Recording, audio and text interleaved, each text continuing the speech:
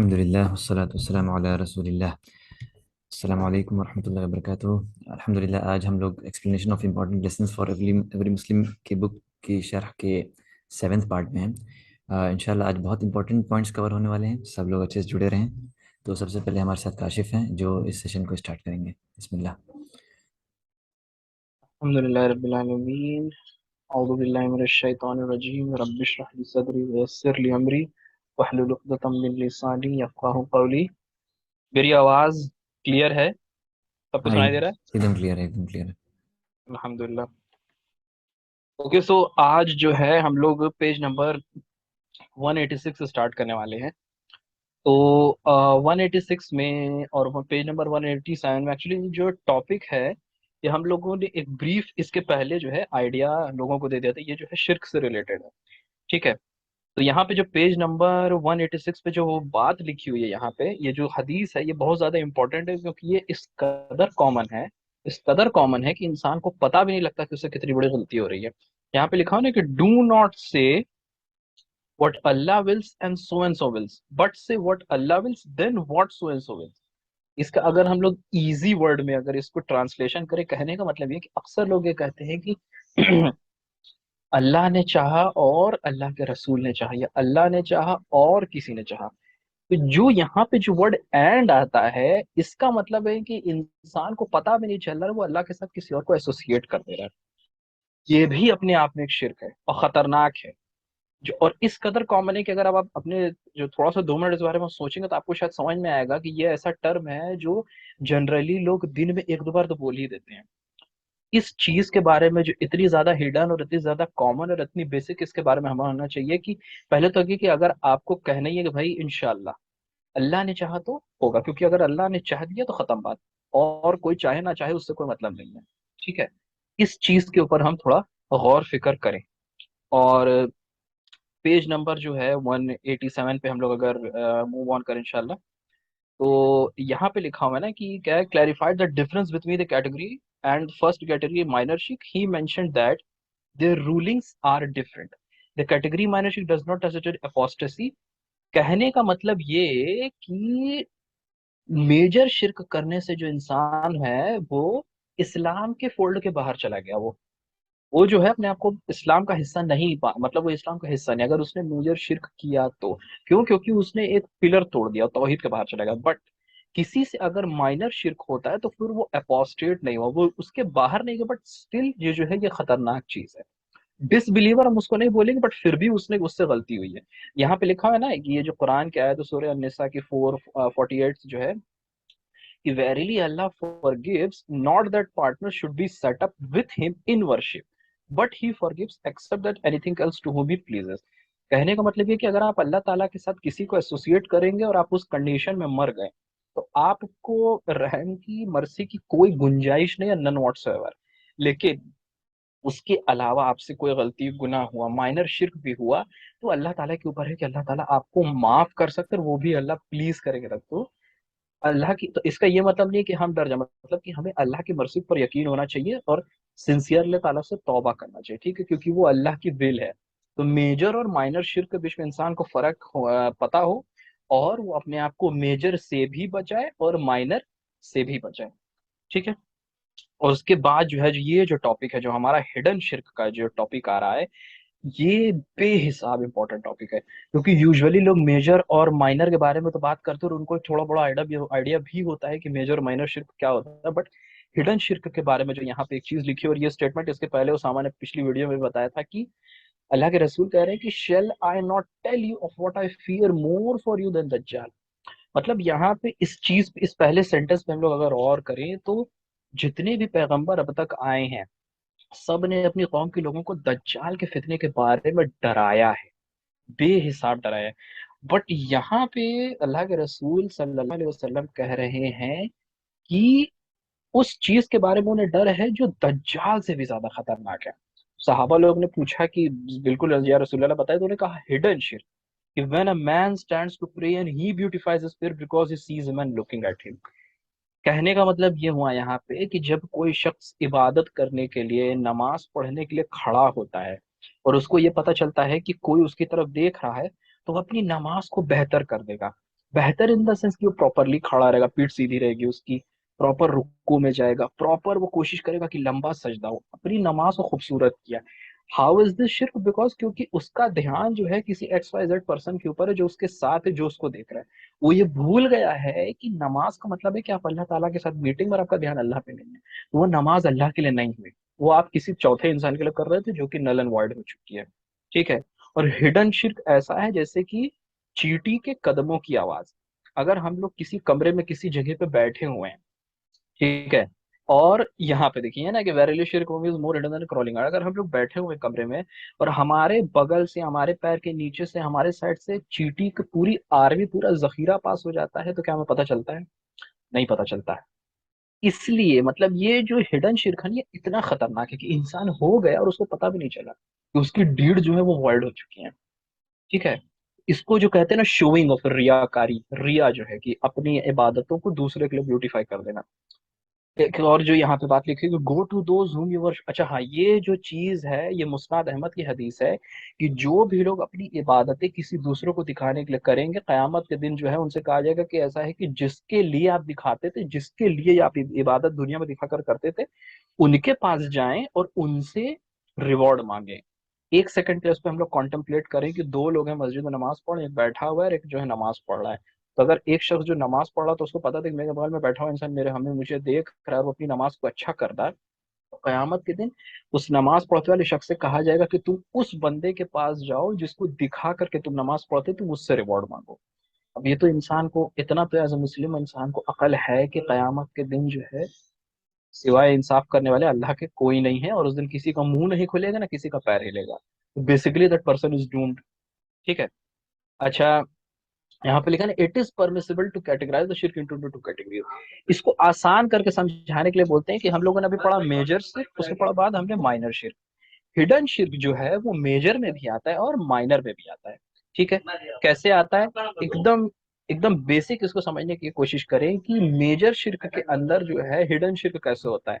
वो ये कि एक मुनाफिक शख्स है जिसको दिल में अकीदा नहीं, और जो दिल में जो है ना इस्लाम के पिलर्स को मानता है, ना उसका अकीदा है कि हाँ अल्लाह ताला ही है, इस तरह की चीजें जो उस पर वो डाउटफुल है। लेकिन लोगों के सामने वो दिखाते हैं कि हाँ भाई हम बहुत बेहतरीन मुसलमान हैं, हम तो नमाज भी पढ़ते हैं, तो ये भी करते हैं, वो भी करते हैं। ये हिडन शिर्क है, क्योंकि ये उसको पता है, बाकी लोग को आइडिया नहीं है, और अल्लाह ताला को पता है, तो उसकी जो डीड है वो अपने आप नल एंड वॉइड हो गई। दूसरी बात, माइनर शिर्क के अंदर हिडन शिर्क जो जो भी हमने बताया कि अपनी इबादतों को किसी दूसरे शख्स के लिए जो है ब्यूटीफाई करना। उसके बाद यहाँ पे उसी चीज का कंक्लूजन लिखा हुआ है कि शेख this categorization sing it is permissible to categorize the शिर्क इनटू ओनली टू कैटेगरीज। तो मेजर और माइनर दो कैटेगरी शिर्क की मेनली होती है, और इन दोनों कैटेगरीज के अंदर भी हिडन शिर्क होता है। आई होप कि ये चीज अब क्लियर हो गई होगी। और यहाँ पे ये मुनाफिक लोग के बारे में जो चीज आयत लिखी हुई है सूरह निसा की, ये है ना कि verily the hypocrite seeks to deceive Allah, but it is he who deceives them, and when they stand up for a salah, the prayer, they stand with laziness and to be seen of men. They do not remember Allah but little. They are swaying between these and that, belonging neither to these nor to those. इस कदर ये आयत खतरनाक है कि इंसान जब इस तरीके का काम करता है तो उसको लगता है कि वो नाउजुबिल्ला वो अल्लाह ताला को जो है वो चकमा दे रहा है ना, वो अल्लाह ताला को भी क्या कहते हैं नाउजुबिल्ला, उनके नॉलेज से वो चीज गैप कर देगा कि हाँ भाई मैं अपने जबान से नहीं बोला कि मेरा अकीदा किसी चीज पे नहीं है, लेकिन हम बाहर से प्रिटेंड करें तो भाई अल्लाह को नहीं पता, नाउजुबिल्ला। ये आयत डायरेक्टली ऐसे लोगों को एड्रेस की गई है। हमें अपने आप से सवाल पूछना चाहिए, व्हाट आर वी डूइंग। आगे हम लोग बढ़ते हैं। ठीक है। यहाँ पे लिखा हुआ है, ये जो एक छोटा सा एग्जांपल है, इससे मैंने ऑब्वियस कि जो can be said that major शिर्क इज ऑफ टू टाइप। जो मेजर शिर्क जो है आपका दो तरीका का होता है। For example supplicating to the deceased, seeking relief from them, vowing to them and the likes. कहने का मतलब ये है कि जो लोग इस दुनिया से चले गए हैं, उन लोगों को याद करके उनसे मदद मांगना, उनसे दुआ मांगना, और तरह तरह की चीजें जो आज की तरह में खुराफात लोग करते हैं, ये मेजर शिर्क का हिस्सा है। और इसके बारे में हम लोगों ने काफी डिटेल में पिछली वीडियोस में बात की थी। और उसके बाद हमारा हिडन आता है प्योर शोइंग ऑफ, जो एकदम साफ साफ है कि घर से एकदम बेहतरीन लोग तैयार होकर के निकले हैं, नमाज पढ़ने के लिए गए तो किसी को देख लिया है एकदम अच्छे से, उसके लिए कर रहे हैं। दिल से जा चुका है कि हाँ नमाज अल्लाह के लिए पढ़ी जाती है, नमाज is a meeting with your Lord. ठीक है। और नमाज पढ़ने का जो बहुत जबरदस्त जो पिलर है आप कह सकते हैं, ihसान, उसके बारे में भी हम लोग आगे बात करेंगे। ठीक है। फिर ये जो सूरह मुनाफिकीन की आयत है, when the hypocrites came to Muhammad they say we bear witness that you are indeed the messenger of Allah, Allah knows that you are indeed his messenger, and Allah bear witness that hypocrites are liar। क्या जो है मुनाफिक आप मोहम्मद सल्लल्लाहु अलैहि वसल्लम के पास आते थे, कहते कि हाँ हम मानते हैं कि आप अल्लाह के रसूल हैं, अल्लाह है, लेकिन दिल में वो नहीं था, उनके दिल में उनका यकीन नहीं था, वो बस मुंह से बोल देते थे। तो अल्लाह ताला उसी उनको एड्रेस कर रहे हैं कि वो लोग झूठ बोलते हैं, बेशक आप मैसेंजर हैं, लेकिन अल्लाह को पता है कि वो इस चीज को मानते नहीं और आपके सामने जो है झूठ फरेब की बात कर रहे हैं। उसी तरह हमारा जो है माइनर शिर्क भी जो है, इसकी दो कैटेगरी। ऑब्वियस क्या है कि for example person saying whatever Allah wills and you will, जो अभी हमने जस्ट पीछे बोला कि कसम में किसी और को ऐड करता है कि हाँ अल्लाह और किसी और ने चाहा। और दूसरा जो है अपनी इबादतों को शो ऑफ करना। ठीक है, तो ये बहुत इंपॉर्टेंट पॉइंट था। उसके बाद जो हमारा ये जो फिफ्थ लेसन आ रहा है, ये आप कह सकते हैं एपिटमी है, टॉप है एकदम। एहसान, एहसान जो है आपकी इबादत का जो है एक पिलर है। ठीक है, और इसका मतलब ये हो गया कि जब हम इबादत करें और जब हम नमाज पढ़ें, तो हम ये सोच के पढ़ें और ये यकीन करके पढ़ें कि हम अल्लाह को देख रहे हैं। और अगर इंसान ये नहीं कर पा रहा, तो उसको इस चीज पे तो 110% उसको यकीन होना चाहिए कि अल्लाह तो उसको देख ही रहा है। ठीक है, तो यहाँ पे ये चीज को एक्सप्लेन किया कि ihsan is the highest and the loftiest level of religion. The religion is comprised of three level, सबसे तीन पार्ट में जो रिलीजन बटा हुआ है, और उसमें सबसे टॉप का लेवल ihsan है, उसके बाद ईमान है, और उसके बाद इस्लाम है। ठीक है, और ये जो है उसके बाद जिब्रील अलैहिस्सलाम की इतनी बड़ी जो हदीस है कि आप जिब्रील अलैहिस्सलाम आए और आप सल्लल्लाहु अलैहि वसल्लम से उन्होंने सवाल पूछा कि मुझे इस्लाम के बारे में बताओ। फिर उसके बाद उन्होंने ईमान के बारे में पूछा, और फिर उसके बाद एहसान के बारे में पूछा। ये उसके बारे में डिटेल, और आप लोग प्लीज इस हदीस को पढ़िएगा। ठीक है, और ये हदीस जो है आपकी साहिह मुस्लिम की हदीस है, आप उसमें जाकर के देख सकते हैं, नीचे बुक में भी रेफरेंस नंबर दिया हुआ है। ठीक है, एहसान अटेन करने के लिए इंसान को पिछले दो पिलर्स के ऊपर जो है वो कह सकते हैं कि ठोस होना पड़ेगा। आप पहले इस्लाम के बारे में पूरा तरीके से जानेंगे, उस पर ठोस होंगे, फिर आप अपने ईमान को मजबूत करेंगे, तब जाकर के आपकी नमाज में, आपकी इबादतों में इंशाअल्लाह लज्जत आएगी। आपको लगेगा कि हाँ आप अल्लाह के सामने खड़े हैं। आप डरेंगे भी अल्लाह से, और आप अल्लाह से उम्मीद भी रखेंगे अच्छी की।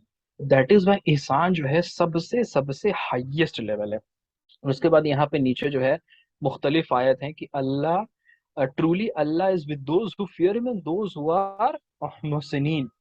अब आपको जब पता रहेगा कि आप नमाज पढ़ रहे हो और अल्लाह ताला आपको देख रहे हो, ये चीज इंसान अपने दिल दिमाग जहन में बैठा लेगा ना, तो उसका पूरा फोकस उसकी नमाज में रहेगा, वो अल्लाह से डरेगा भी और अपनी नमाज को बेहतरीन करने की कोशिश करेगा। ये दोनों चीज इसमें आ गया, आप अल्लाह से डर भी रहे हो और आप अच्छा भी काम कर रहे हैं। ठीक है, and verily Allah is with अल मोहसिनीन, अच्छा काम करने वाले लोग के साथ। ठीक है, अल्लाह अल मोहसिनीन से मोहब्बत करता है, तो इसलिए एहसान का दर्जा इतना बुलंद है, और एक दिन में एहसान इंसान अचीव नहीं कर सकता। आज से शुरुआत करे इंसान की, वो अब इस्लाम के ऊपर, फिर ईमान के ऊपर, फिर एहसान आपका गोल होना चाहिए हर एक मुसलमान का, कि एहसान अटेन करना है। कि आप कोई भी इबादत करें तो आपको पता होना चाहिए कि हाँ अल्लाह ताला देख रहे हैं, अल्लाह को पता है, और हमसे सवाल किया जाएगा इस चीज के लिए। For those who have done good is the best reward is even more. जाहिर सी बात है, अगर आप अच्छा करेंगे तो आप जो अच्छा कर रहे हैं अल्लाह ताला उसको एक्सपोनेंशियल आपको उस चीज का रिवॉर्ड देंगे, अजर देंगे। और अजर की उम्मीद आप चाहे किसी भी तरीके की नेकी करें, आप उसके अजर की उम्मीद सिर्फ अल्लाह से रखें, और इंशाअल्लाह आप अपनी लाइफ में मिराकुलस चेंज देखेंगे जब अल्लाह ताला आपको उस चीज का अजर देगा। और यहाँ पे इतनी खूबसूरत याद है, and for those who strive hard in us for our cause we will surely guide them through our path, that is Allah's religion, Islamic monotheism, and verily Allah is with al-muhsinin। कि जो हमारे जो मुहसिनून। अल्लाह, sorry मोहसिनून, जो अल्लाह की cause के लिए, दीन के लिए मेहनत करते, उस तरफ चलने की कोशिश करते हैं, अल्लाह ताला जो उन्हें गाइड करेंगे, उनके रास्ते को आसान कर देंगे। और अल्लाह ताला ऑलरेडी बोले कि अल्लाह अल मुहसिनून को से मोहब्बत करते हैं। तो ये जो मेरा पार्ट था, और यहाँ पे देखो छोटा सा जो पार्ट लिखा है, ihsan is a struggling against the soul, having patience and preserving the obedience of Allah, preserving the obedience of Allah, and being constantly aware of the observation of Allah in his nearness। तकवा होना चाहिए इंसान के अंदर, और struggle करते रहना चाहिए अपनी सोल, अपने डिजायर, अपनी नफ्स के साथ, कि नहीं अल्लाह ताला देख रहे हैं। इस चीज का ख्याल अगर इंसान को जिस दिन आ गया, जिसने ये अटेन कर लिया, बेशक आप दुआ करें कि अल्लाह ताला हम लोग को इस तरीके का मुहसिनीन, मुत्तकीन और मोमिन बनाने की अल्लाह ताला हम लोग को तौफीक दे, ये क्वालिटीज दे कि हम लोग एहसान अचीव कर सके और बेस्ट ऑफ द मुसलमान बन सके। अल्लाह ताला हमारी डीड्स को इंशाल्लाह जो है एक्सेप्ट करें। और handing over to Usama now. जज़ाकुमुल्लाह खैर काशिफ, बहुत ही शानदार तरीके से बोला, मतलब इंसान का एकदम ईमान ताज़ा हो जाता है बातें सुनकर। अब 3 पॉइंट हम असल में जो काशिफ के पॉइंट थे उसमें से हम बोलना चाहते हैं। एक पेज नंबर 190 में जो यहाँ पर एक आयत थी, पहले अपना कंटिन्यू करने से पहले हम बताएंगे। यहाँ पर ये जो बात लिखी हुई है ना, ये इससे कनेक्शन हुआ, एहसान से कनेक्शन है कि जो मुनाफिकीन जब नमाज पढ़ते हैं, ठीक है, वो तो शो ऑफ तो करते हैं, लेकिन एक पॉइंट जो लिखा है, and they do not remember Allah but little, ये बहुत ही इंपॉर्टेंट पॉइंट है। यानी कि इंसान अपने ऊपर देखे कि जब वो नमाज पढ़ रहा है, ठीक है, तो वो अल्लाह ताला का की याद कितनी उसके पास है। क्या वो सिर्फ एक्शन के थ्रू कर रहा है कि वो सही में याद कर भी रहा है? अगर वो ऐसा नहीं कर रहा है तो ये सही में वही क्या कहते हैं, जो खसलत यानी जो सिफात या एट्रीब्यूट है, वो मुनाफिकीन वाला है। कि अल्लाह ताला ने बहुत क्लियर कर दिया कि they do not remember Allah but little. तो ये बहुत अच्छा पॉइंट था। अच्छा, इसके अलावा एक और पॉइंट हमें याद आया, पेज नंबर जो हदीस जिब्रील थी, पेज नंबर 194 पे, इसमें एक ज़बरदस्त बात लिखी हुई है कि मतलब ये रसूलुल्लाह सल्लल्लाहु अलैहि वसल्लम की मतलब सदाकत, यानी आपके सच्चे नबी होने की दलील, जो यहाँ पे बात लिखी हुई है ना कि and in the construction of building, यानी कि आबाद में जो ये बद्दू है ना, जो मतलब डेजर्ट के जो लोग हैं, ये आपस में compete करेंगे इन लॉफ्टी बिल्डिंग्स को बनाने में। और आज हम देख ही रहे हैं कि यही अरब मुल्क में दुनिया की सबसे ऊंची बिल्डिंग्स है। तो ये इतनी ज़बरदस्त प्रोफेसी थी कि आज इंसान अपनी आंखों से देखता है, आज जो ये चीज़ सही हो गई है, ठीक है। तो अल्हम्दुलिल्लाह एहसान के बारे में पूरा कवर हो गया है। एक और चीज़ बताएंगे, यहाँ पर जो मुहसिनीन होते हैं, जो मुहसिन जो जो एहसान करने वाले हैं, तो अल्लाह ताला को एहसान करना पसंद है हर अमल में। यानी कि इंसान कोई भी अमल करे, इंसान अपना अपनी कोई पढ़ाई भी कर रहा है, कुछ भी कर रहा है, तो इंसान उसको एकदम लास्ट परफेक्शन लेवल पे जाए। कोई टास्क इंसान को मिला है, उसको भी एकदम मतलब अपना एकदम बेस्ट दे। कोई भी काम कर रहा है, घर का कोई काम है, कोई अपना पर्सनल कोई एक्सरसाइज भी कर रहा है, कुछ भी कर रहा है, तो वो इंसान चाहे कि हम उसको एकदम ऑप्टिमल लेवल, ये नहीं कि उसको मतलब हाफ दिल से करे, हाफ उससे ना करे। इससे नुकसान क्या होता है कि इंसान को वो सेटिस्फैक्शन नहीं फील हो पाता है, और फिर इंसान की लाइफ में वो चेंजेस नहीं आ पाते हैं अगर वो अपना फुल नहीं देता है। तो इसके लिए आज के ज़माने में मुश्किल ये इसलिए हो जाता है कि इंसान की जो जो कंसंट्रेशन लेवल है बहुत ज़्यादा वो फ्रैगमेंटेड रहता है, यानी हर जगह जैसे बिखरा हुआ रहता है। तो उसको इंसान अगर एक जगह फोकस करके करेगा, मिसाल तो नमाज पढ़ने की बात आ रही, तो इंसान पूरा फोकस करके सिर्फ नमाज पढ़े, यानी एहसान करे।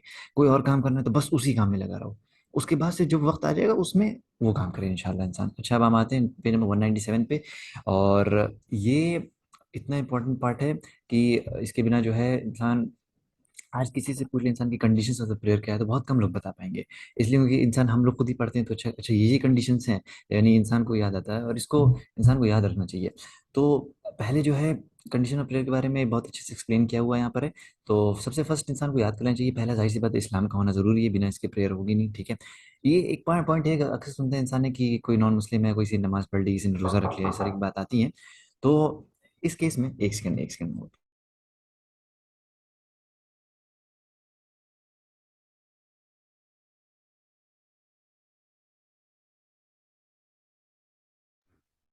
तो यहाँ पर ये बात आती है कि अगर इंसान के पास इस्लाम नहीं है, वो अल्लाह में यकीन नहीं रखता है, इस्लाम दीन में यकीन नहीं करता, तो उसके कोई अमल कबूल वाले नहीं होंगे। दूसरा है, वो एक अकल उसकी सही है, अगर एक इंसान दिमाग से पागल है या वो है, तो जाहिर सी बात है उसके अमल नहीं होंगे। उसके पास डिसर्नमेंट हो, डिसर्नमेंट का मतलब यानी कि वो एक ऐसी उम्र में पहुंच गया, वो जानता है कि सही और गलत क्या है, जिसको कहते हैं बुलुगत, प्यूबर्टी की उम्र। इसके बाद से being free of ritual impurity, जाहिर सी बात है कि अगर इंसान के पास किसी तरह की ऐसी इम्प्योरिटी है, जैसे कि तो उसको गसल करना जरूरी है, तभी वो नमाज पढ़ सकता है। और कोई ऐसी इम्प्योरिटी जो है टेंजिबल हो, यानी जो दिखती हो, उसको रिमूव करना जरूरी है। और यानी मर्द के लिए, और औरत के लिए उसका फुल फुल बॉडी उसकी और होती है, सिवाय उसके हैंड और फेस के। और मर्द के लिए उसके नाफ से लेकर उसके घुटने तक का ये पार्ट और होता है, इसको जो है कवर करना जरूरी है। फिर उसके बाद से एंट्रेंस ऑफ प्रेयर टाइम, यानी अगर वक्त नमाज का घुसा है तभी आप नमाज पढ़ सकते हैं, यानी कि आप 1 मिनट भी पहले अगर आपने नमाज पढ़ ली तो आपकी नमाज नहीं होगी। फिर फेसिंग द किबला, यानी किबला फेस करना जरूरी है। और फिर करेक्ट इंटेंशन, यानी आपकी नीयत सही हो। नियत का इंटेंशन जो है, इसमें एक्सप्लेन किया शेख ने कि आपको दिल में रखना है। मिसाल के तौर पे आप कह रहे हैं कि आओ तुम्हें नमाज में सिखाता हूँ, तो तुमने नमाज तो सिखा दी उसको, लेकिन तुम्हारी इंटेंशन, तुमने पूरी नमाज पढ़ ली, इंसान ने पूरी नमाज पढ़ ली, लेकिन उसका इंटेंशन सिखाने का था, तो जाहिर सी बात है वो नमाज उसकी नहीं होगी। और यहाँ पर शेख ने बहुत अच्छे से एक्सप्लेन किया है कि ये फर्स्ट ऑब्लिगेशन ऑफ इस्लाम है, ठीक है। और फिर जो है एंड ऑफ टाइम्स में जाके ये चीज़ जो है अबेंडन कर दी जाएगी, ठीक है। और जब तक इंसान जैसे एक इंसान का जो जो रिलीजन है ना मुस्लिम का, वो तब तक इस्टेब्लिश नहीं होगा जब तक कि उसके एक्शन नहीं करेक्ट होंगे, और जब तक कि वो क्या कहते हैं, अपने जो जो अफेयर है उसको उसी तरीके से करे, ठीक है, उसको इससे स्टैब्लिश करे कि जिस तरीके से बताया गया है, यानी कि अपने दिमाग से ना करे उसको, ठीक है। इसके बाद से जब इंसान, ये बहुत इंपॉर्टेंट पॉइंट है, जब इंसान नमाज पढ़ने जा रहा है तो उसको पता होना चाहिए, उसको पूरा गौर फिक्र उसको सीखना चाहिए इस बारे में कि जो नमाज की कंडीशन क्या है, उसके पिलर क्या है, उसके ऑब्लिगेशन क्या है। इंशाल्लाह अभी हम कंडीशन डिस्कस कर रहे हैं, फिर इसके बाद पिलर आएंगे, फिर इसके बाद ऑब्लिगेशन आएंगे। और फिर यहाँ पॉइंट पॉइंट लिखा है वही एहसान वाली बात है कि and he strive against his soul to complete, यानी उसको पूरी कोशिश करनी चाहिए कि वो एकदम, ऐसे तो जिहाद जो कहते हैं यही है, इंसान पूरी जद्दोजहद करे और उसके बाद से ताकि वो इसको अच्छे से कर पाए।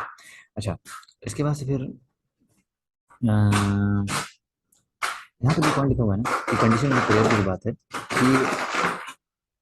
कि जैसे कि मतलब इसको मैं एक्सप्लेन नहीं किया कि जैसे कि फॉर एग्जांपल कि अगर वुदू कंडीशन ऑफ प्रेयर है, ठीक है, तो जो नमाज वो कब तक सही नहीं होगी जब तक कि ये होगा नहीं, ठीक है, और फिर जिसने वजू नहीं किया उसकी नमाज नहीं होगी, ठीक है। इसी तरह से यहाँ बात है कि जब हदीस में है कि जब तुम खड़े हो तो जो वजू अच्छे से करो, ठीक है। तो अगर वजू नहीं है तो नमाज नहीं है, लेकिन लेकिन अगर कोई वजू में है तो जरूरी नहीं है कि वो नमाज पढ़े ही पढ़े, ठीक है। ये बात समझनी चाहिए कि जैसे वजू कर लिया तो ये जरूरी नहीं है कि जो है नमाज इंसान पढ़े, लेकिन ज़रूरी है कि अगर वो नमाज़ पढ़ने जा रहा हो तो वो वज़ू ज़रूर करे, ठीक है। इसके बाद से पहली कंडीशन के बारे में बहुत चीज़ एक्सप्लेन किया गया है, जो हमने भी एक्सप्लेन कर ही दिया है, ठीक है। इंशाल्लाह इसको रीड करें, सारे आयत हदीस दी हुई है। सेकंड कंडीशन भी हमने एक्सप्लेन कर दी कि वो उसके पास साउंड माइंड होना चाहिए, जो यहाँ पर लिखा हुआ है हदीस में भी। अच्छा, थर्ड कंडीशन लिखी हुई है कि वो सही और गलत में फ़र्क करने वाला हो, जैसे कि हदीस में है कि अपने बच्चों को 7 साल की उम्र में उसको नमाज पढ़ने का हुक्म दो और 10 साल की उम्र में उनको मारो अगर वो नहीं पढ़ते हैं। फोर्थ कंडीशन जैसे कि मैंने बताया कि गुस्ल से एकदम इंसान गुस्ल करके इंसान पाक हो जाए अगर वो क्या कहते हैं नापाक है। नापाक इन द सेंस कि एक इंसान समझ ले कि जैसे अब हम लोग तो अल्हम्दुलिल्लाह बुलूगत की उम्र में सब लोग हैं कि जो इंसान की जो जो स्पर्म होता है, जो सीमेन होता है, ठीक है। थोड़ा सा बैकग्राउंड नॉइज आ रहा होगी, असल में थोड़ा काम चल रहा है, उसके लिए माफी चाहते हैं, लेकिन हम उम्मीद करते हैं वॉइस मेरी क्लियर होगी। अच्छा, ये इंसान समझते कि जो सीमेन होता है, इंसान का स्पर्म होता है, तो वो दो तरीके से निकलता है। एक तो इंसान के जो है क्या कहते हैं वेट ड्रीम, इंसान जब देखता है, ठीक है, वेट ड्रीम में निकलता है, और दूसरा होता है जब वो शादी हो जाती है तब वो जाहिर सी बात निकलता है। तीसरा जो है इंसान अपने हाथ से निकाले, ये बिल्कुल नाजायज इस्लाम है, ये इसकी कोई गुंजाइश नहीं है, ठीक है। तो दो कंडीशन में जो सीमेन होता है इंसान का, ये बिल्कुल ये पाक होता है, ठीक है, यानी कि इन द सब्सटेंस ये पाक है, ठीक है।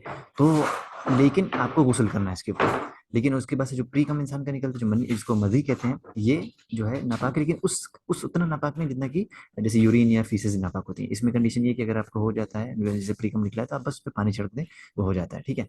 तो इतना इंसान ध्यान रखे जब भी रिचुअल इम्प्योरिटी रहे तो इंसान पूरी तरह से गुस्ल करना जरूरी है। और इसमें कंडीशन ये है कि अगर आप जो सीमेंट जब निकलता है तो एक प्लेजर के साथ निकलता है, और अगर एक ड्रॉप भी निकला, अगर एक ड्रॉप भी, तो आपको गुस्ल फर्ज हो जाता है आपके ऊपर है। आपने कितना भी जैसे वेट ड्रीम देखा, आपने बहुत कंट्रोल करने की कोशिश की और आपको लगा कि जैसे हमने कंट्रोल कर दिया नहीं निकला, लेकिन अगर एक ड्रॉप भी अपने आपने देखा कि वो सही में जो वाइट सब्सटेंस निकली, तो आपके गुस्ल फर्ज है। ये बहुत इंपॉर्टेंट पॉइंट है, ये हम लोग बचपन में नहीं पता था, बहुत गलतियां हुई इसके ऊपर। फिफ्थ कंडीशन में टेंजिबल इम्प्योरिटी जो है, यानी कि मतलब जितनी भी जो नापाक चीज़ें हैं, यूरिन है, फेसेस है, इसको एकदम इंसान निकाल दे अपने उसमें से, तभी इंसान नमाज पढ़े। और कंडीशन कहते हैं औरा के बारे में मैंने पहले बताई दिया है कि उसको कवर करना बहुत ज़रूरी है। जैसे यहाँ लिखा हुआ है कि अगर जो एक औरत है जो बुलूगत की उम्र में पहुंच गई है, उसका जब तक कि वो फुल कवर नहीं करती है यानी अपने आप को, तब तक उसकी जो है नमाज नहीं होती। यहाँ पर लिखा हुआ है कि she has to cover her everything during period except for her face, ठीक है। और अगर नॉन महरम वाले लोग हैं तो उसको भी उसको कवर करना है। फिर सेवन कंडीशन में बताई दी है, जाहिर सी बात है जब प्रेयर एक अपने इंजॉइंट टाइम पे जब फिक्स है तो उसी टाइम में इंसान को पढ़ना है, उसके पहले या बाद में नहीं पढ़ सकता है। यानी अगर बाद में छोड़ गई तो इंसान पढ़ सकता है, लेकिन पहले नहीं पढ़ सकता है बिल्कुल भी। और अच्छा, ये पूरा कंडीशन। अच्छा, ये 8 कंडीशन फेसिंग द किबला। किबला की कंडीशन में ये है कि अगर इंसान सफ़र भी कर रहा है तो उसको पूरी कोशिश करनी है कि वो किबले की तरफ फेस करके नमाज़ पढ़े, ठीक है। यानी उसकी एकदम आखिर वक़्त तक पूरी कोशिश रहनी चाहिए कि वो किबला की तरफ फेस करे, क्योंकि अगर ऐसा नहीं करेगा वो तो इशू हो जाएगा। अच्छा, इसके बाद से चलो मेरा तो 202 ही पेज तक था। इसके बाद से मुदस्सिर का है, चलो ठीक है, यहाँ से 203 से मुदस्सिर कवर करेगा इंशाल्लाह। ठीक अस्सलाम वालेकुम वरहमतुल्लाहि वबरकातुहू। सबसे ये सेवेंथ कंडीशन है the entrance of prayer time. तो जैसे जैसे अल्लाह ताला ने बताया सूरह निसा में, verily the prayer is enjoined on the believer at the fixed hour. तो इससे हम लोग को ये पता चलता है कि जो हर एक प्रेयर का एक फिक्स टाइम होता है। असर के टाइम में मगरिब की नमाज नहीं पढ़ सकते, मगरिब के टाइम में असर की नमाज नहीं पढ़ सकते।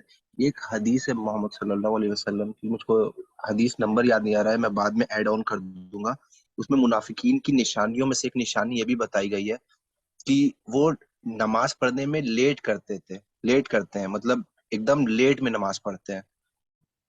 तो इसलिए हम लोग को ये देखना चाहिए कि अल्लाह ताला ने भी बोला और मोहम्मद सल्लल्लाहु अलैहि वसल्लम ने भी बोला कि जब भी आप नमाज पढ़े तो उसका जो सबसे अव्वल टाइम है, जो सबसे सही टाइम है, उसमें आप पढ़ें।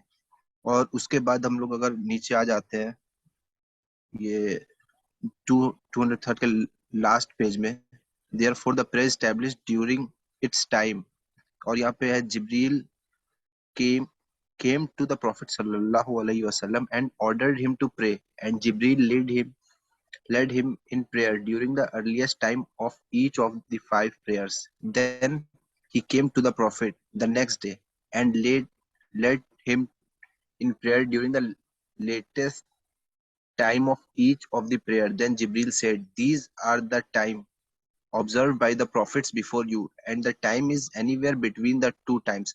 मतलब सबसे पहले जो जिब्रील अलैहिस्सलाम ने नमाज पढ़ाई, जो सबसे अव्वल टाइम था, एकदम शुरुआत वाला जो टाइम होता है, उसमें पढ़ाई।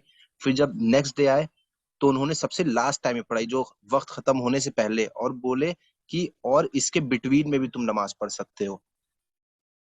और उसके बाद व्हेन द हीट, और ये जब इशा के वक्त के लिए बोला गया है कि when the heat is severe, wait जोहर के वक्त, अंटिल इट्स जोहर के वक्त, cooler before you pray. Hello, कुछ बोला क्या भाई आपने? जोहर जोहर के वक्त, तुमने ईशा के वक्त कहा है। हाँ सॉरी, जोहर नहीं, ये तो इशा लिखा, इट इज ऑल्सो केम सुन्नत, जोहर और इशा के वक्त। नहीं नहीं नहीं, यहाँ लिखा हाँ, when the heat is severe, तो सीवियर जो हीट होती है सिर्फ जोहर के वक्त होती है, तो इसलिए कहा गया उसको डिले कर दिया जाए। और ईशा की कंडीशन डिफरेंट है डिले करने की। Okay okay, sorry. तो ये उसके बाद 8 कंडीशन आता है फेसिंग द किबला। तो ये हम सब लोग के लिए है कि जब भी हम लोग जैसे ट्रैवल करते हैं, तो वैसे तो जब भी घर पे नमाज पढ़ते हैं, कहीं पे भी नमाज पढ़ते हैं, तो लोग तो किबला रुख कर ही के नमाज पढ़ते हैं। पर जैसे ट्रैवल कर रहे हैं तो हम लोग देख लें हम लोग किबला की तरफ है कि नहीं। जैसे बहुत बार होता है ना कि किबला की तरफ हम लोग रहते नहीं है, हम लोग नमाज के लिए खड़े तो हो गए, बाद में हम लोग को पता चलता है किबला इधर नहीं उधर था। तो इस पे बहुत ज्यादा फोकस किया गया है। और जो जो नाइन्थ कंडीशन है, फॉर्मिंग द करेक्ट इंटेंशन। ये इंटेंशन क्या है? सिर्फ दिल में ये नहीं करना कि मैं अल्लाह के लिए, नहीं, ये तो है ही कि अल्लाह के लिए सिर्फ नमाज पढ़नी है। पर जैसे जोहर का नमाज है या इशा का नमाज है, तो कैसे होगा? वो दिल में हम लोग को इंटेंशन करना है, जबान से नहीं बोलना है, दिल में इंटेंशन करना है कि जोहर की नमाज पढ़ रहे हैं, इशा की, और ये फर्ज पढ़ रहे हैं कि सुन्नत पढ़ रहे हैं कि नफिल पढ़ रहे हैं। तो ये भी है, क्योंकि ये बहुत बार होता है ना कि हम लोग को पता नहीं होता है, हम लोग खड़े हो जाते हैं, नमाज पढ़ लिए, पर इंटेंशन हम लोग किए ही नहीं। तो जब हम लोग इंटेंशन ही नहीं किए और कितना भी अच्छा काम कर ले, तो उसमें मिलेगा जब तक हम लोग इंटेंशन नहीं करेंगे अच्छे काम की। तो मेरा तो यहीं तक था भाई, बाकी हनी भाई देख ले। जज़ाकल्लाह खैर। हेलो। सामा, एक सेकंड होल्ड करना है तो। बताओ बताओ। अपने जब तुम अपना लास्ट में दोबारा बोलना ना, तो थोड़ा सा ना हुसुल का लोगों को आइडिया दे देना, क्योंकि बहुत सारे लोग इस चीज में कंफ्यूज रहते हैं। थोड़ा सा बेसिक आइडिया। चलो ठीक है, उसे ऐसे एक्सप्लेन कर दिया तो उसका तरीका भी इंशाल्लाह देख लेंगे, कोई नहीं। हाँ हाँ, वही मेन तरीका। ठीक। चलो ठीक है, हनी स्टार्ट। हेलो, अस्सलाम वालेकुम एवरीवन। तो मेरा पेज नंबर है 206। तो उस पेज नंबर पर दिया हुआ है पिलर, प्रेयर के कितने पिलर्स हैं। तो अगर एक नमाज के जो टोटल पिलर हैं वो 14 पिलर्स हैं। इसमें से सबसे पहला है नमाज के लिए खड़े होना। अब अगर कोई इंसान खड़े होने के कैपेबल नहीं है तो वो बैठ के पढ़े, अगर वो बैठने के भी कैपेबल नहीं है तो वो लेट के पढ़े। किसी भी कंडीशन में किसी भी कीमत पे नमाज छोड़ने की परमिशन नहीं है। अपने एंड से हर इंसान को एटलीस्ट ट्राई करना चाहिए कि वो पढ़े। उसके बाद दूसरा स्टेप है नमाज पढ़ने के लिए खड़े होने के बाद, वो है तकबीर बोलना। तकबीर का मतलब हो गया अल्लाह अकबर। उसके बाद तीसरा स्टेप है सूरह फातिहा पढ़ना। उसके बाद फोर्थ स्टेप है रुकू में जाना।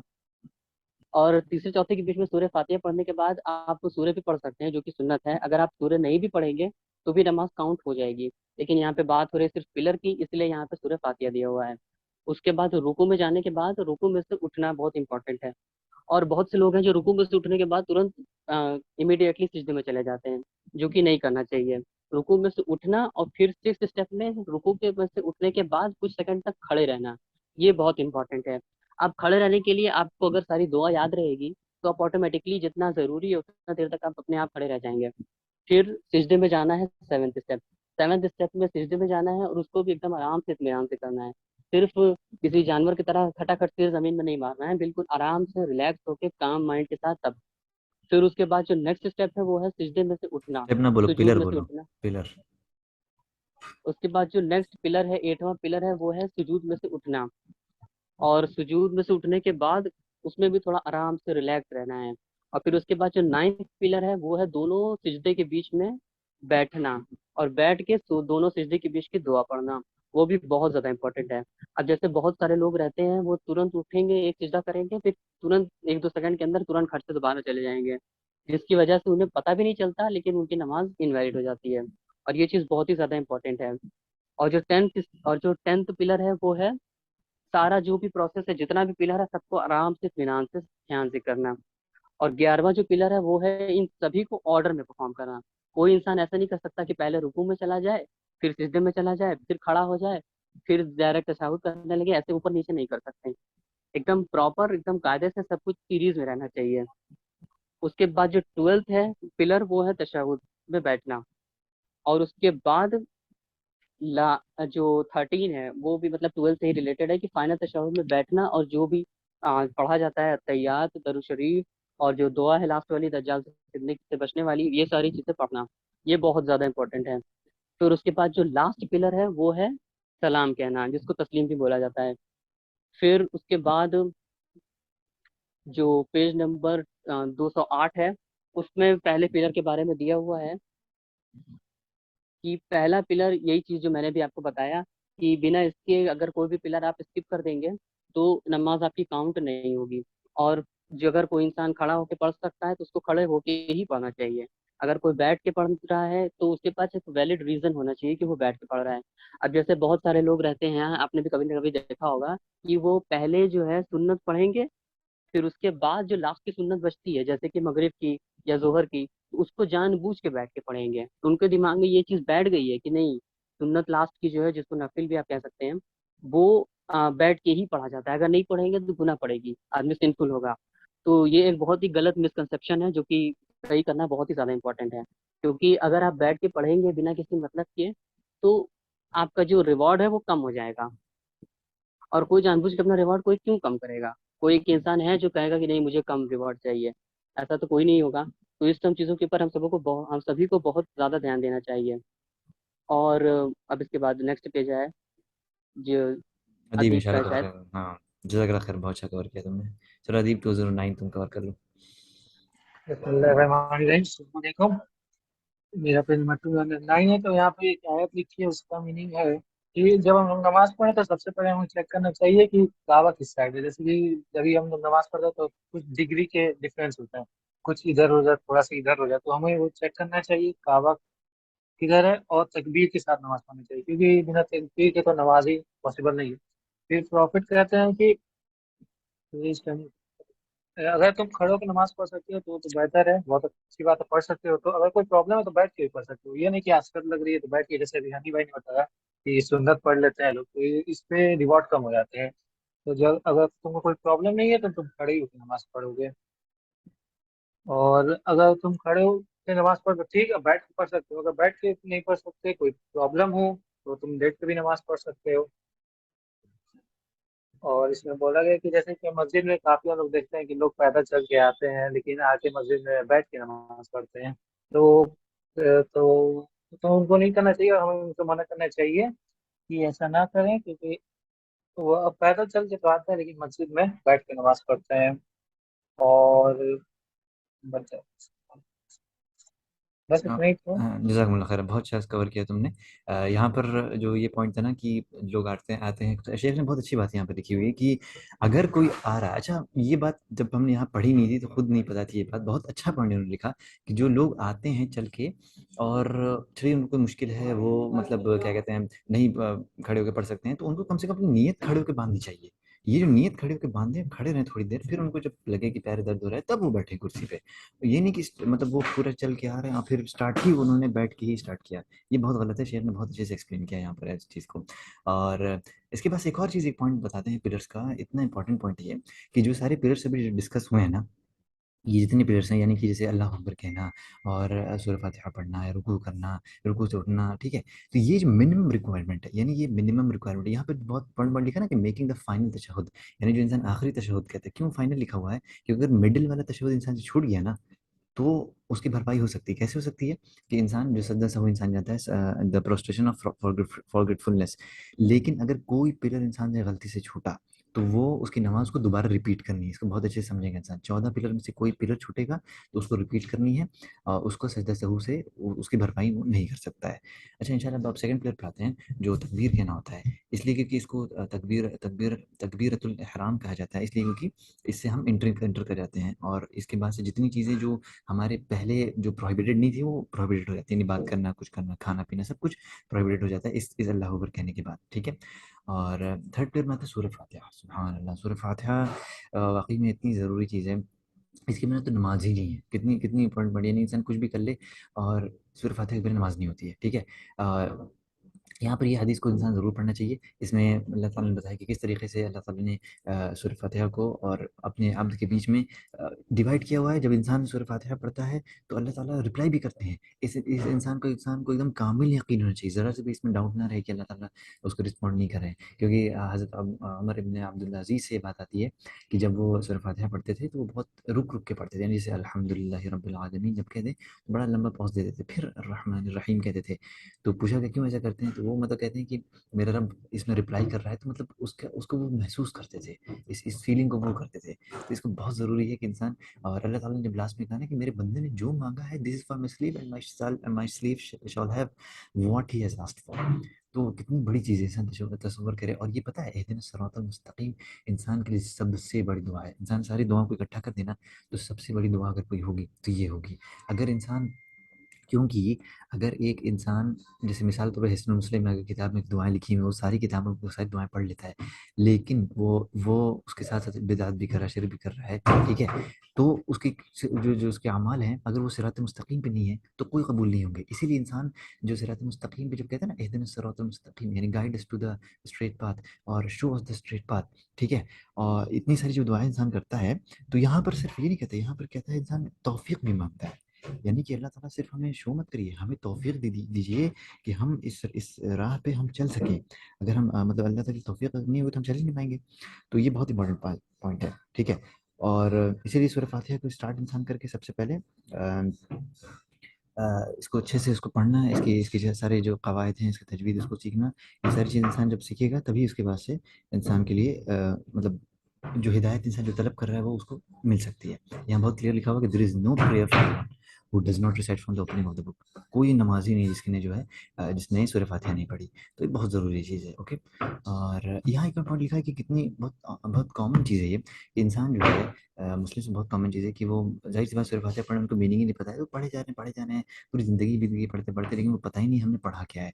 तो जाहिर सी बात है उनके उनकी लाइफ में उसका वो असर नहीं आता है। ये हम अपना पर्सनल मुशाहिदा शेयर करते हैं कि जब शुरू की बात है 2012 की, हमें याद है 2011 उस वक्त वो जो ड्यूरेशन था, उसमें उसमें ये होता था कि मतलब हमें जो है अच्छा, चलिए ठीक है, हम लोग अभी स्टार्ट करते हैं यहाँ से।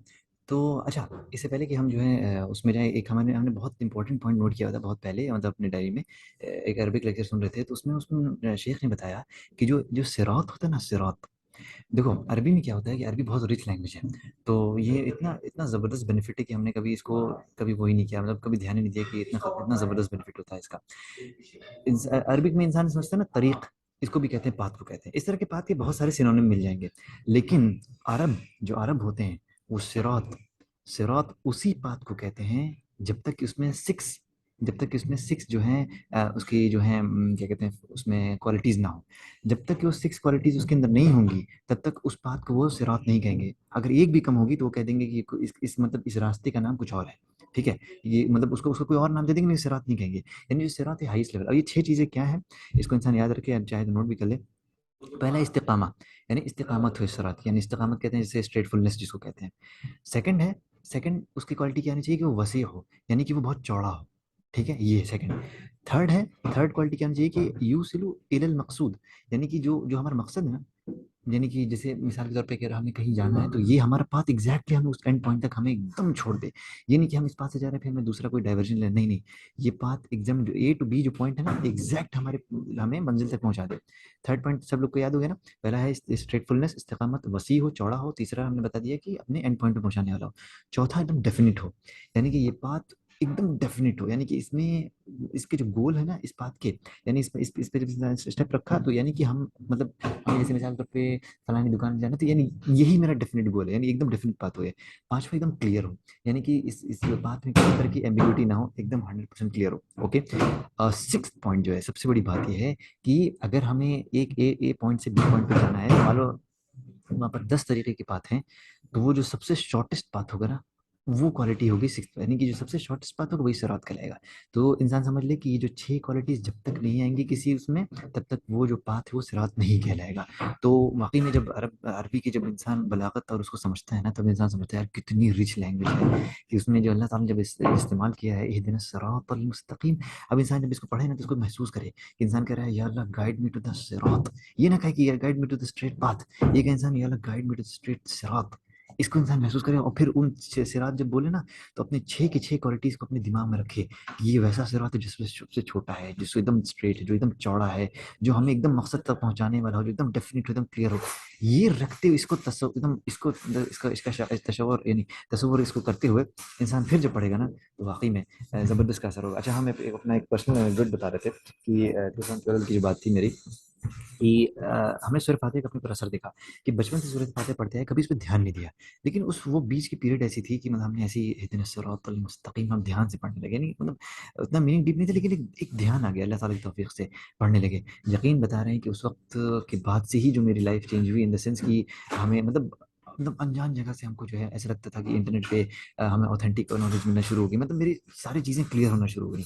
अच्छा ये बात सही है, यानी द पाथ ऑफ सलफिया जो है ये एकदम बात क्लियर है, द पाथ ऑफ सहाबा, पाथ ऑफ मतलब ये जितनी जितनी बिदअत हैं ये है। तो अल्हम्दुलिल्लाह इंसान अगर यकीन में इस तसव्वुर को इंसान रख के इसको दुआ करे ना कि अल्लाह ताला मतलब हमसे नहीं होगा, आप बस इस रात को हमें दिखा भी दीजिए और इस पे तौफीक भी दीजिए कि हम इस पे जमे रहें और इस पे एकदम चलते रहें, और हमें मजीद तौफीक दीजिए इस पे हम जद्दोजहद कर सकें।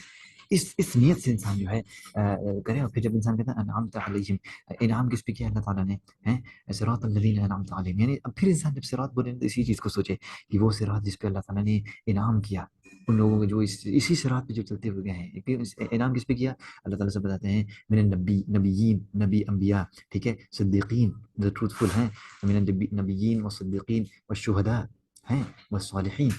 शुहदा कौन हो गए, जो जाहिर सी बात है शोहदा दोनों आते हैं, शोहदा में स्कॉलर्स भी आते हैं, मार्टर्स भी आते हैं, ठीक है। वो सालिहीन जो अमल करने सालिह अमल करने वाले हैं। इंसान ये सोचेगा कि अल्लाह ये बात है, फिर इंसान कहता है गैरिल मग़दूबि अलैहिम, यानी जिस पे अल्लाह ताला गज़ब हुआ, वलद्दालिन, और जो कि अपने पास से यानी जिनके पास नॉलेज थी लेकिन फिर भी वो सॉरी नॉलेज नहीं थी और वो एस्ट्रे हो गए उस पे, तो ये दौलीन में रहता है। अच्छा फोर्थ पिलर पे हम अभी बात करते हैं। यहाँ पर तो हमने अच्छे से एक्सप्लेन कर ही दिया है, तो इंशाल्लाह जब इंसान इस पर खूब डीप तफक्कुर करके पढ़ेगा तो उसका असर ज़रूर दिखेगा अल्लाह के दिन से। जब फोर्थ पिलर हमने बताया कि रुकू करने का, यानी कि जाहिर सी बात है बोइंग जब इंसान नहीं करेगा तो नमाज ही नहीं है उसकी, यानी अल्लाह ताला खुद ही कहा है या अय्युहल्लज़ीना आमनू रुक्कू वस्जुदू वअबुदू रब्बकुम। अच्छा इसको एक और चीज़ ध्यान दें, यहाँ पर जो सूरह बकरा में अल्लाह ताला कहते हैं ना वरकऊ मअर राकिईन, यानी वो विंडोज वो, इससे पता चलता है कि कितना इसकी अहमियत है। इसी तरह से जो सूरह नंबर मुरसलात है, सूरह 77 ऑफ लास्ट 29 पारा, उसमें अल्लाह ताला क्या कहते हैं, वइज़ा क़ील लहुम उरकऊ ला यरकऊन, जब मुझे कहा जाता है कि रुकू करो तो वो रुकू नहीं करते हैं। तो इससे पता चला कि ये पिलर है, जाहिर सी बात है इसके बिना नहीं होते हैं।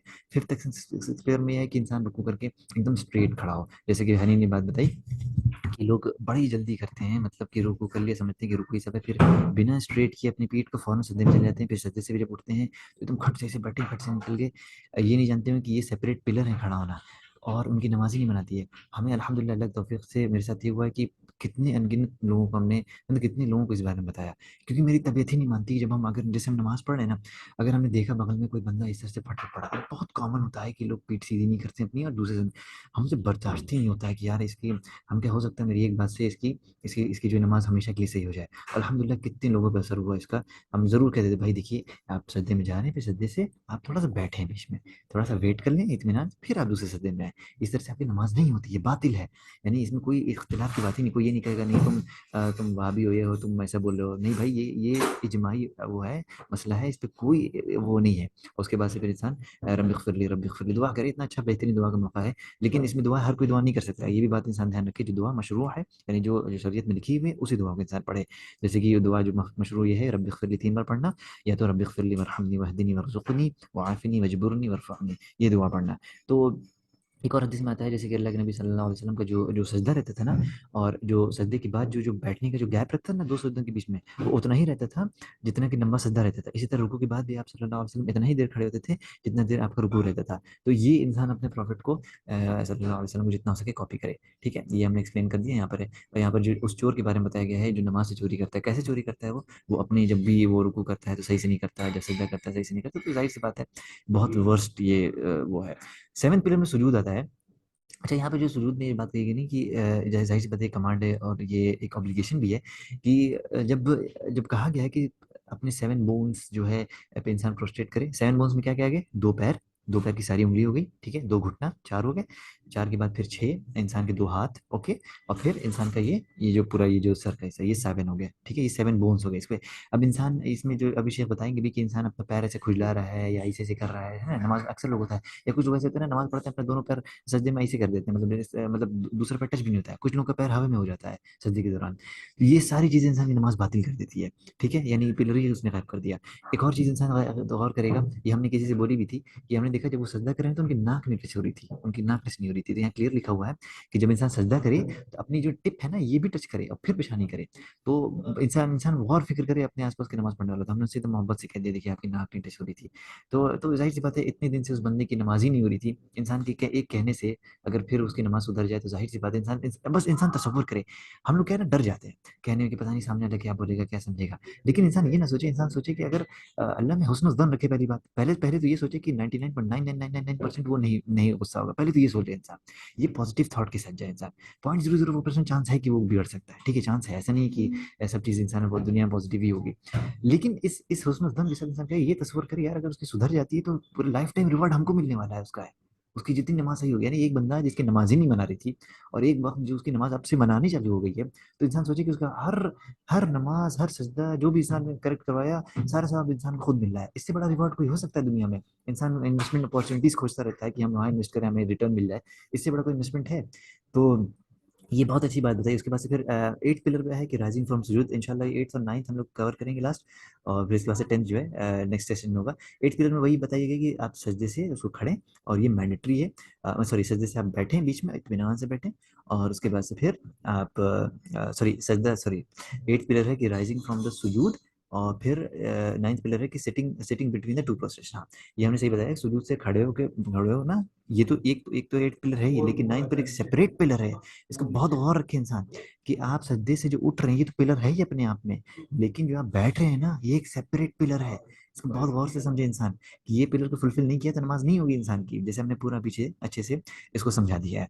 तो अल्हम्दुलिल्लाह आज का सेशन बहुत बहुत प्रोडक्टिव था, और वाकई में एक बुक को पढ़ना और उसको इस तरह से एक्सप्लेन करना, और इंसान ये जब भी इस सेशन सुनने वालों के लिए बात भी है और जो हम लोग ज्वाइन करें उनके लिए है, इंसान पूरा ईमान रखे इस बारे में कि जब भी इंसान इस तरह के सेशन में बैठता है, अल्लाह का ज़िक्र करता है, तो मलाइका चारों तरफ से घेर लेते हैं, और फिर अल्लाह ताला जो है उनका ज़िक्र करते हैं उससे बेहतरीन मजलिस में।